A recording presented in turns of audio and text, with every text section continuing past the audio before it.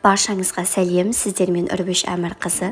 Бүгін Наурыз мейрамына орай осындай наурыз көжені өз әдісімен қалай дайындаймын, соны сіздермен бөлісетін болам. Бізге керегі жылқының еті және қазы қажет. Егерде сүрленген ет болса, кептірілген ет болса, тіпті дәмді және керемет болады. Негізінде осы наурыз көжеге арнайылап етті сүрлеп қояды. Енді үстіне толтырып су құйып, жаңағыдай қайнатуға қоямыз. Бұл қазан менде 5 литрлік қазан. Сіздер үлкен кастрюля сондай затты бірденен пайдалануға болады. Енді бірінші қатты қайнап кетпей жатып, бетіндегі көбігінен тазартып алыңыз. Одан кейін тұз салып, баяу отта 2-2,5 сағатқа жаңағыдай еттің пісуіне дейін қалдырыңыз. Біздің қазақта 7 қасиетті сан, сондықтан осы наурыз көжеге 7 түрлі өнім қосылады. Бұл жерде мен ақ және сары жүгері, бидай, сосын маш таңдадым. Біздің ең жақсы көретін дақылымыз және күріш.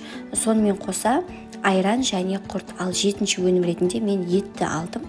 Кейбір жерлерде жаңағыда тұзды, суды да қосып жатады. Енді әркімнің таңдауына байланысты. Енді қайнап тұрған ыстық суды күріш пен бидайдың үстіне құйып, бетін жауып қойыңыз. Сонда ыстық суға жақсы бұқтырылып, жаңағыдай артық суды тартып алып, пісуге жақын болады. Ал жеке ыдысқа кастрюльге жүгеріні салып, қайнатуға қойып қойдым, өйткені бұл өте ұзақ пісетін дақылдың бірі.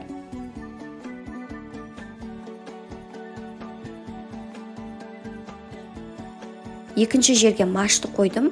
Оны қоюдағы себебі мынау жасыл түсті және ащы дамы суға шығатын болады. Сондықтан бір қайнатып алуды жөн санадым.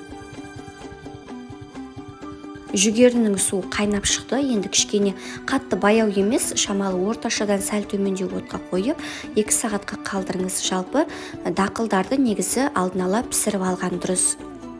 Менде мына жерде маш пісіп қалды. Енді бұның артық суын барлығын төгіп алып тастап, бір салқын суға жуып жібереміз.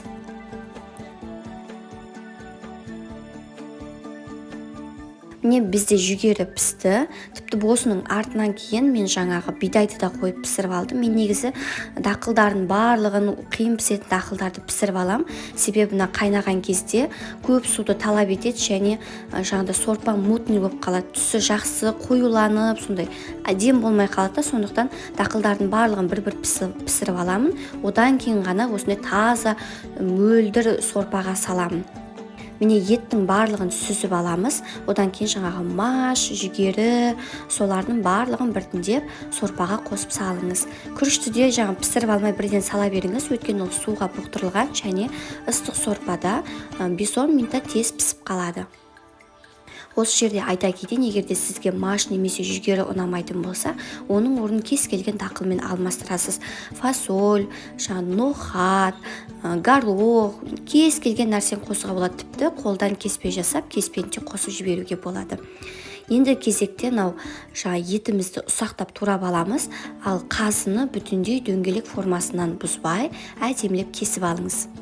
Наурыз көжеміздің басқа ұлттық тағамнан ерекшелігі ақ мол болсын, ырысты болсын, берекелі болсын деген мақсатта оған әртүрлі көптеген дәнді дақылдар қосады. Тіпті кейбір жерлерде тек қана ақ өнімдер қосады. Күріш, айран, ұн, арпа, тарды қосатындар да бар.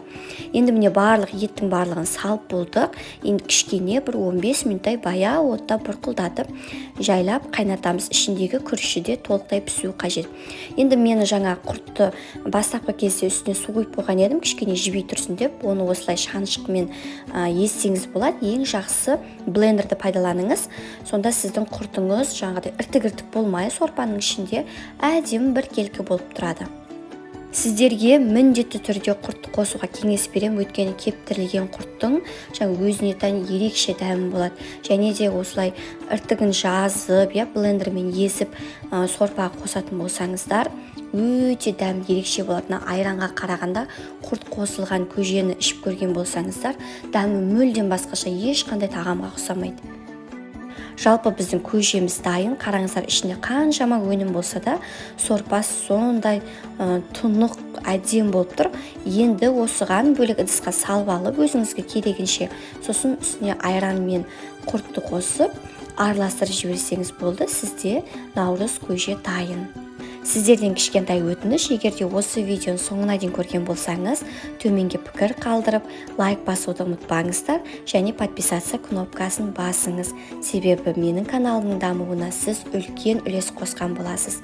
Наурыз құтты болсын, ақ мол болсын.